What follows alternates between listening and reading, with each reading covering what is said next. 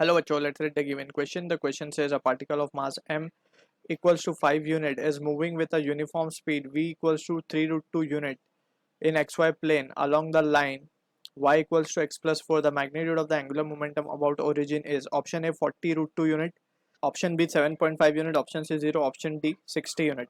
So we have to understand about the key concept of angular momentum. So जब हम बात करते हैं एंगुलर मोमेंटम की, so it is always calculated with respect to some point. So हम एक case consider करते हैं. Let's say we have a particle of mass m जिसके पास वेलोसिटी है v and it is moving along the x axis, right. So if you wish to find the angular momentum of this particle about this point, let's say x. ठीक है. So in that situation हम क्या देख सकते हैं? We can say angular momentum, that is L, it is given by the linear momentum, that is P, into the distance of the mass from the distance of the we can say point, the shortest distance from the point, we can say, right. So let's say this is the shortest distance, which is obviously a perpendicular distance, right. So this is the shortest distance. अब यहाँ पे we can see कि this shortest distance can be multiplied as d, right. So this is what the definition, or we can say the meaning of angular momentum over here is. अब यहाँ पे we can see ये जो d है, if we wish to calculate this d, so let's suppose we have a position vector of x for the mass, let's say r bar हम मान लेते हैं इसको, ठीक है. सो इन दैट सिनेरियो हम क्या लिख सकते हैं यहाँ पे, r की वैल्यू को क्या लिखा जा सकता है. If let's say this angle is theta, so r can be written as d sin theta, or sorry, d can be written as r sin theta, ठीक है. सो इन दैट सिनेरियो हमारे पास l की क्या वैल्यू आ रही है, P R sine theta, right. और इसी को अगर हम थोड़ा सा एलैबोरेट करें तो लीनियर मोमेंटम को हम लिख सकते हैं m into v, that is product of mass into velocity into r sine theta, ठीक है. अब यहीं पे we can say since this are the magnitude of the cross product, so we can say L bar को हम क्या लिख सकते हैं, L bar can be written as r bar cross v bar, right. So this is what the definition or the expression we will be using for angular momentum, right. So precisely for this particular case हम क्या लिख सकते हैं, it is angular momentum of mass m with respect to the point x. So using this expression we will try to answer the given question now. So हम देख सकते हैं कि हमें एक मास गिवन है 5 यूनिट का, it's moving with a uniform speed in x y plane along the line, यानी कि एक लाइन का एक्सप्रेशन दिया which is of the form y equals to m x plus c, where c is the y intercept. यहाँ पे हम देख सकते हैं m इज द स्लोप.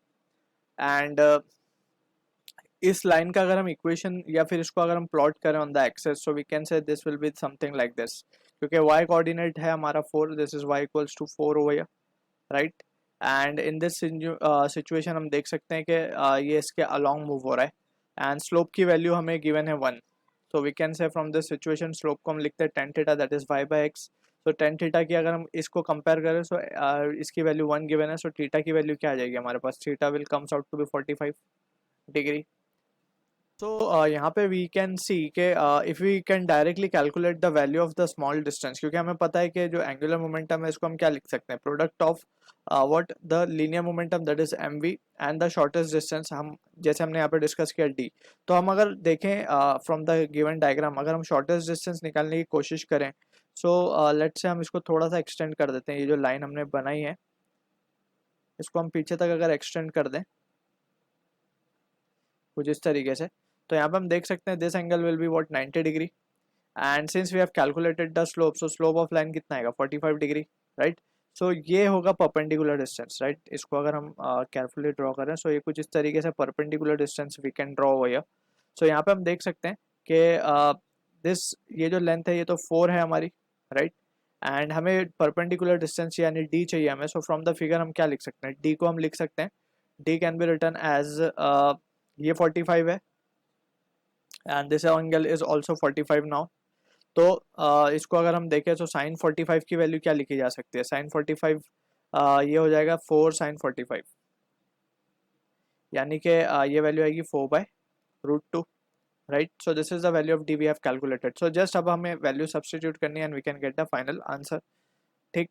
सो यहाँ पे वी कैन से हमने अदर वे राउंड भी हम कर सकते थे, हमें पहले एंगल निकालना पड़ता between r and v, and उसके बाद फिर वो प्रोसेस थोड़ा लंबा हो जाता है, लेकिन यहाँ पे वी कैन डायरेक्टली सी कि अगर हमें परपेंडिकुलर डिस्टेंस डायरेक्टली मिल रहा है, so we can calculate that value directly, right. ये है हमारे वी बार का डायरेक्शन।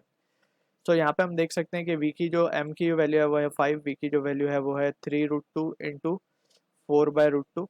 सो जो आंसर हमारे पास आएगा that will be 15, 20 into 3 that is 60 units. So this is the value of angular momentum about origin we are getting, जो कि मैच होगा ऑप्शन डी के साथ। I hope you understood the solution. All the best.